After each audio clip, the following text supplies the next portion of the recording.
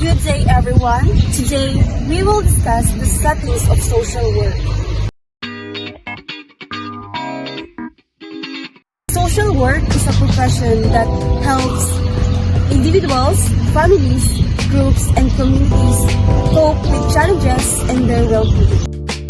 Social workers provide support, guidance, and access to services. Their goal is to promote well-being and social justice.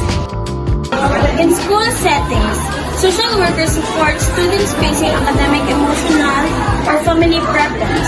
They provide counseling and create programs that prevent students from dropping out. They help students feel safe, heard, and supported. In healthcare settings, social workers assist patients and their families. They help with medical assistance, discharge planning, and emotional support during difficult times. They offer hope and guidance. Community settings. In government agencies, social workers implement programs and services for people in need. They respond to disaster, poverty, and social problems.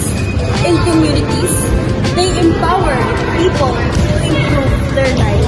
Social workers here help implement policies and programs that support families and individuals. Agencies like the Department of Social Welfare Act and Development, providing services such as financial aid, counseling, disaster relief, and community development to improve people's lives.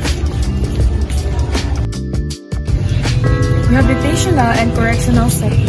Social workers help individuals with substance abuse issues or those in conflict with law to change and integrate with society.